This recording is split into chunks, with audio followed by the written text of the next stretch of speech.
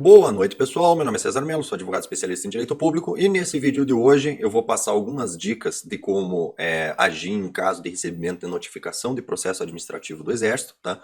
Como é que você faz para que, se eventualmente você for buscar um advogado, ele tenha como trabalhar no seu processo, tá? E com base num processo que eu recebi que já estava num estágio um pouco avançado, né? Uma tese que eu desenvolvi aqui que pode ser utilizada, tá? Mas primeiro passar umas informações de como que você deve agir para não ficar numa situação complicada como essa que eu enfrentei hoje, né? Consegui salvar alguma coisa, mas nem as técnicas de anulação do processo não foi possível de aplicar nesse processo específico. Mas, em todo caso, eu desenvolvi uma tese aqui que até hoje eu não vi ninguém comentando, eu acho que seria interessante comentar. Então, em relação a esses processos administrativos, tem algumas informações interessantes. Vamos à vinheta e depois continuamos com o vídeo.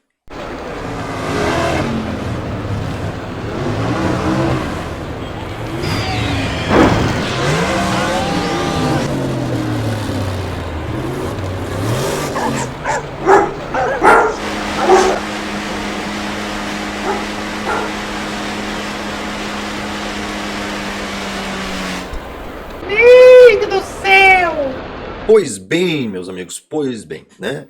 Eu tenho já, talvez por conta da notoriedade de ser advogado especialista em direito público, comentar essas coisas de direito, eu tenho enfrentado com uma certa frequência pessoas que só estão recebendo notificação de processo administrativo do Exército, né? Relativos a situações relacionadas ao CR e pedidos de realizar defesa, tá? Teve algumas situações que eu recebi o contato, mas eu declinei da defesa pelo simples fato de que eram situações extremamente complicadas, de CRs feitos de forma equivocada, né? E ficava muito difícil de fazer a defesa, e daí por ser uma defesa muito complexa, o valor que eu teria que cobrar para fazer esses processos seria excessivamente elevado, e a maioria das pessoas achou que não valia a pena, até porque havia alguns casos de cometimento de ilícitos ali, etc, etc. Ficava complicado, as pessoas não levaram à frente, não aceitaram a proposta, entendo perfeitamente. Então, eu tive contato com alguns procedimentos e também tive contato com alguns procedimentos que são situações mais simples, de fiscalizações em loja, fiscalizações e ocorrências com atiradores, onde, alguns casos, a pessoa me procurou já na primeira notificação, em alguns casos a pessoa me procurou a partir da primeira notificação, quando elas já tinham feito a defesa prévia por conta, etc. Eu identifiquei um certo padrão nesses processos, e é importante que vocês saibam desse padrão para saber como proceder. Então, o primeiro ponto que as pessoas têm que entender para lidar com essa notificação é o seguinte: defesa prévia não serve para apresentar a defesa, certo? Serve para apresentar defesa prévia. São coisas completamente diferentes. Por que a gente diz isso? Porque você veja bem, vamos pegar, por exemplo, o caso de uma loja que eu atendi. Eles foram autuados pela ocorrência de um fato. Pois bem, esse fato não estava descrito na intimação. Ele sabia que era a ocorrência do fato, porque no momento da fiscalização, o fiscal lá falou, isso aqui tá errado, certo? E daí ele sabia, porque o cara falou para ele, isso aqui tá errado, certo?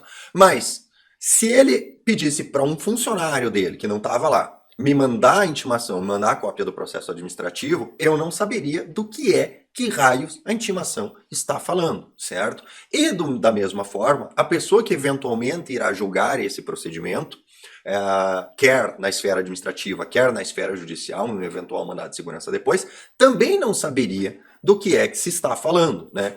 E quando você tem um processo que ele acusa de alguma coisa, e lendo o processo ninguém sabe o que raios é que você fez, significa que esse é um processo onde você não pode ser condenado. Porque quem é condenado por alguma coisa. Se no processo não está escrito o que é que raios que você fez, como é que você vai ser condenado? E qual é o erro comum que eu vejo as pessoas que não sabem lidar com o processo administrativo cometerem? Quando eles apresentam a defesa prévia, vem só a tipificação legal.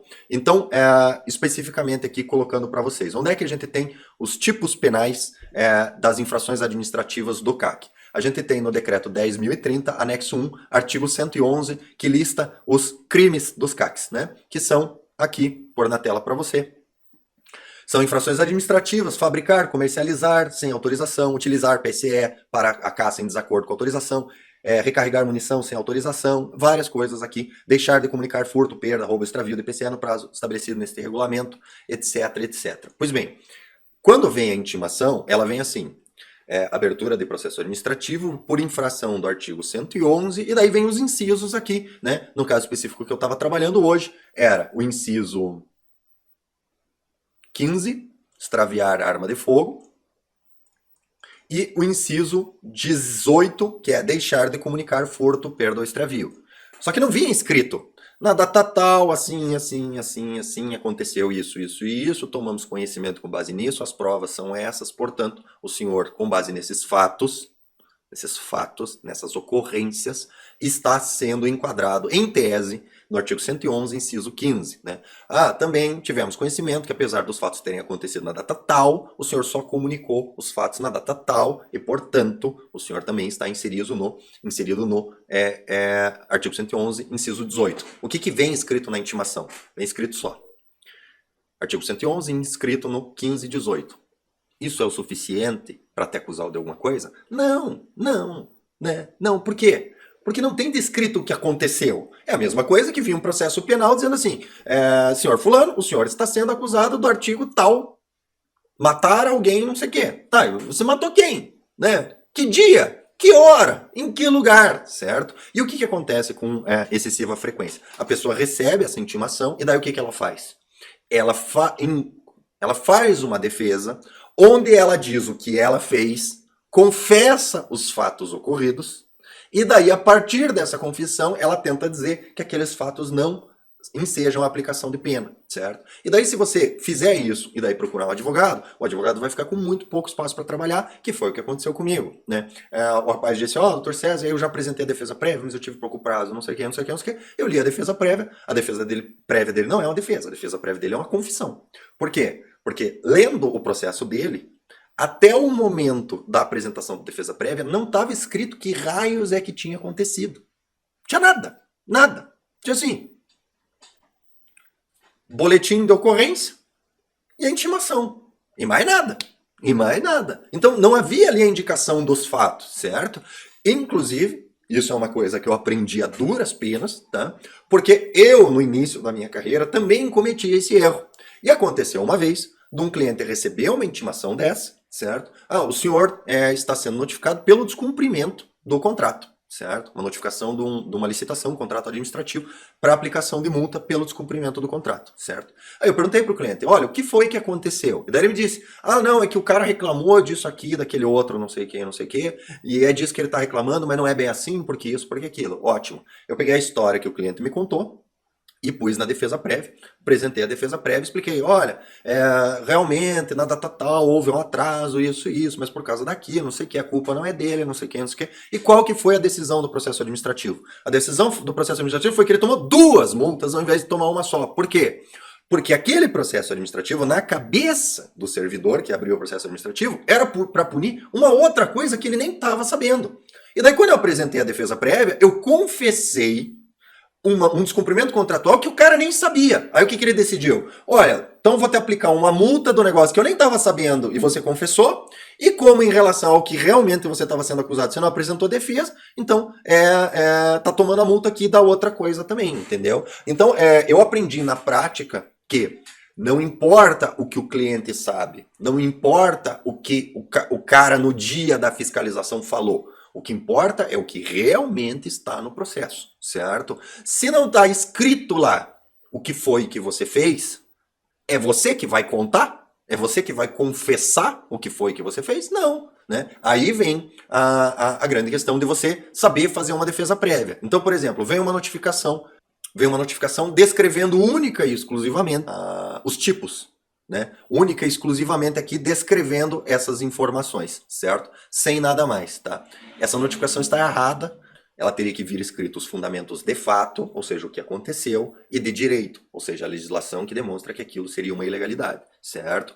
Isso tem que vir escrito na notificação, porque a notificação é, em suma, a acusação da qual você vai se defender. Se você recebeu uma notificação só com a tipificação, né, só com a cópia do artigo, certo? O que você vai fazer? Você não vai entrar em contar o que aconteceu. Você vai pedir cópias capa a capa do processo administrativo para checar se há realmente uma acusação a mais que não está colocada na notificação, certo? E pedir a devolução integral do prazo de defesa pelo fato de que a acusação só tem a tipificação e não tem os fatos dos quais você deve se defender e que você se lembre, você é um anjo de candura, nunca fez nada de errado e, portanto, eles devem ter se enganado. Certo?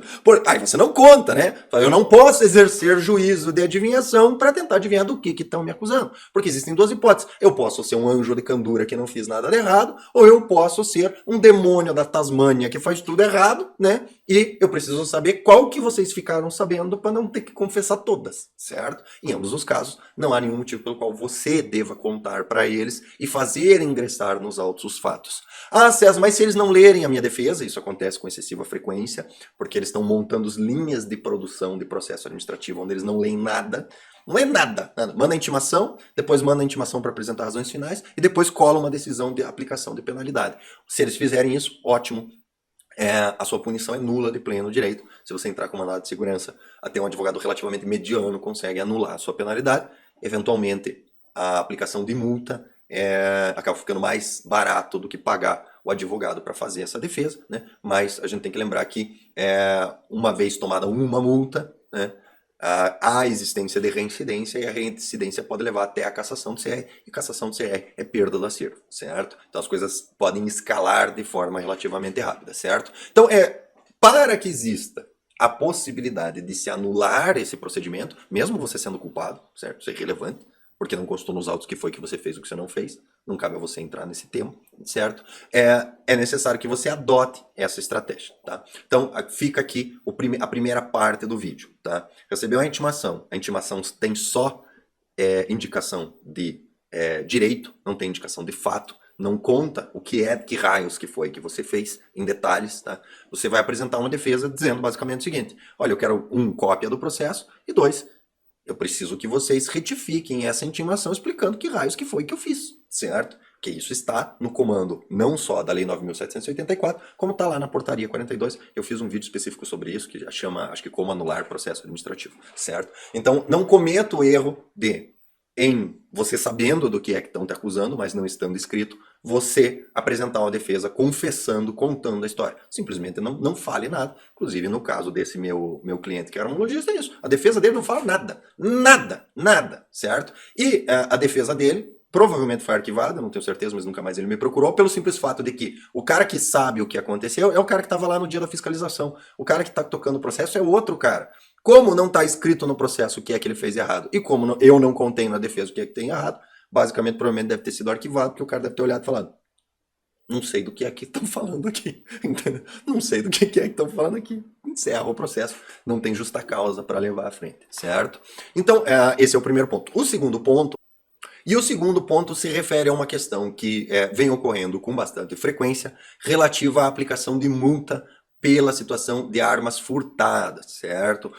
Tem sido bastante comum, não aconteceu nenhum caso que eu trabalhei, mas eu já fiquei sabendo de vários casos. Eventualmente o CAC, para evitar ser preso por porte ilegal de arma, para comer em algum lugar, deixa a arma no carro, o carro é furtado, levam as armas, ele comunica esse furto ao exército, o exército aplica multa, né? Em média é R$2.000 por arma a multa, certo? Perdeu a arma, ainda toma R$2.000 de multa. E outras situações que podem até a arma furtada, vazão de residência, você não está em casa, leva a arma furtada, você comunica para o exército, eles metem multa, certo? Era a situação do processo que eu estava lidando hoje, e como o cliente tinha apresentado uma defesa prévia confessando o furto da arma, felizmente não tem espaço para trabalhar na questão da nulidade ou na questão da falta de provas, porque ele escreveu com todas as letras: a minha arma foi furtada no dia tal, no lugar tal, e pipipi, popopó, né? Falou lá, reclamou de uns negócios lá e tal, contou, falou demais, né? Falou demais.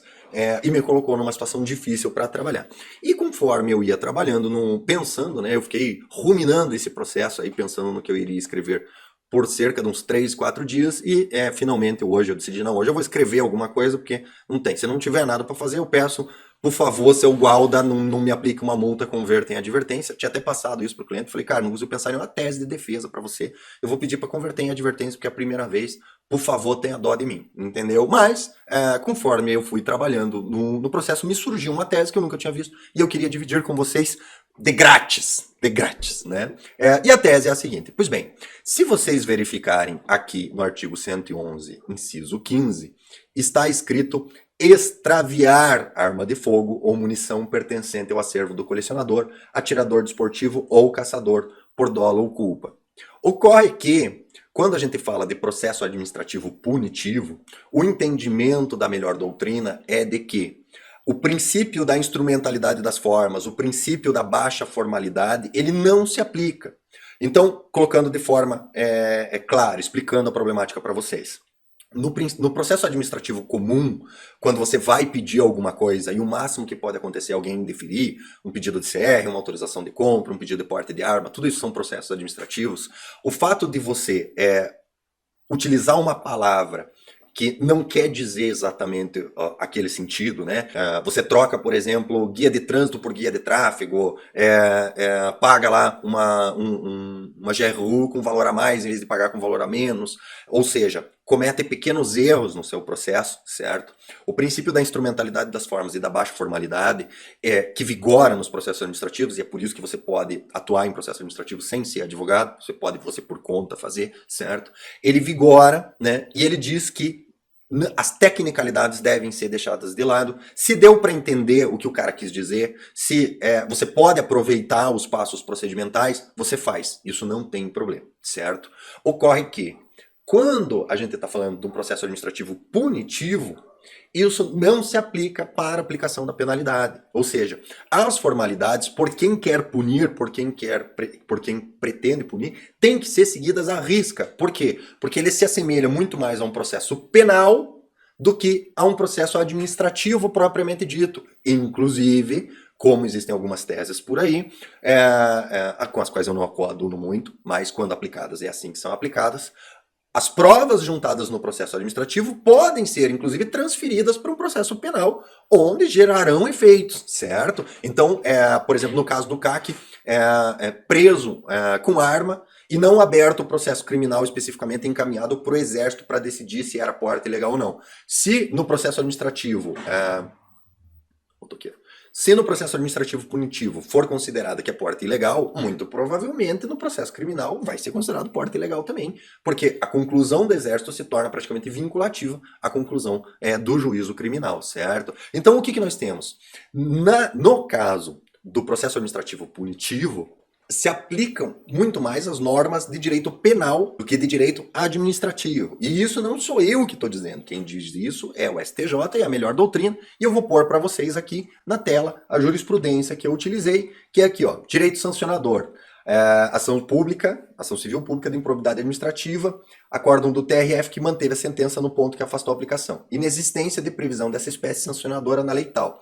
E daí está aqui, em destaque, as normas que descrevem infrações administrativas e combinam penalidades constituem matéria de legalidade estrita, não podendo sofrer interpretação extensiva. Recurso especial, tal, e outro exemplar aqui, o agravo interno no recurso especial 14 de 2018. Ou seja, a legalidade nesse caso é estrita, não cabe transformar extravio em furto. E há diferença jurídica entre extravio e furto, tanto há que, na própria defesa aqui, eu apontei para um site da Polícia Civil que fez um infográfico mostrando para as pessoas a diferença para que elas registrem o boletim de ocorrência de forma correta. Se a polícia, ao registrar o boletim de ocorrência, diferencia o boletim de extravio do boletim de furto, é porque isso possui relevância jurídica e as palavras não são intercambiáveis, e não são pelo fato de que o extravio é um fato da vida civil, certo? E o furto é o cometimento de um crime tipificado no Código Penal, né? Então, inclusive, eu coloquei aqui na petição um print disso aqui, né? Registro de ocorrência de furto ou extravio, né? O extravio é uma perda ou sumiço ou desaparecimento de objetos ou documentos, né? E você registra o extravio apenas para se resguardar do uso indevido, né? E o furto ocorre quando o autor do crime subtrai algo que não lhe pertence, certo? Inclusive, coloquei aqui É uma frase, né? Para facilitar ao administrador a visualização da diferença entre ocorrências, o ora pleiteante se socorre do infográfico existente no site da Polícia Civil de Mato Grosso, que explica de forma simples e objetiva a diferença entre extravio e furto, de maneira que até o mais obtuso dos cidadãos consiga entender, né? Então, colocando de forma clara, se até o mais obtuso dos cidadãos consegue entender, né? Com certeza o julgador também conseguirá entender, né? O julgador do processo administrativo conseguirá entender que furto não é a mesma coisa que extravio e, considerando a aplicação da legalidade estrita, é impossível se aplicar o item 15, que se reduz a extraviar, não está previsto a ocorrência de furto, tá? A ocorrência de extraviar como tipo punível. Você ter a arma furtada não é punível, certo? Então, faça a sua defesa caso você tenha arma furtada nesse sentido. A legalidade estrita não permite interpretação extensiva do inciso 15 e, portanto, lá como prevê única e exclusivamente o extravio, em havendo furto registrado com boletim de ocorrência, não há base legal para aplicação da penalidade, tá? Então, gente, para esse vídeo é isso, né? Fica aqui duas dicas. A primeira é de não sair na sua defesa prévia confessando de cara, né?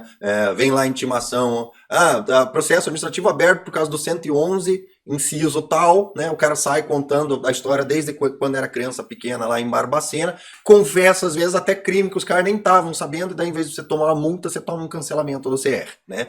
E daí procura o advogado para fazer um recurso e ele acaba não tendo mais nada para trabalhar em seu favor, não consegue anular o processo administrativo, porque uma vez que você confesse, mesmo que existam nulidades no processo administrativo, essas nulidades não são prejudiciais à sua defesa e, portanto, não são consideradas para fim de anular o processo, certo? Precisa, no mínimo, prejudicar hipoteticamente a sua defesa, certo? Se você já no primeira peça inaugural já saiu confessando tudo, dificilmente o advogado vai conseguir no mandado de segurança anular o seu procedimento administrativo. E o segundo ponto é que, efetivamente, não cabe, com base no artigo 111, inciso 15, a aplicação de qualquer penalidade em caso de furto ou roubo, porque ali está previsto unicamente o extravio, e extravio é diferente de furto, que é diferente de roubo, e pelo princípio da legalidade estrita, não cabe interpretação extensiva. Isso é uma jurisprudência já dominante no STJ, já era doutrina já há algum tempo no direito administrativo, no direito público, certo? Foi daí que eu tirei essa tese,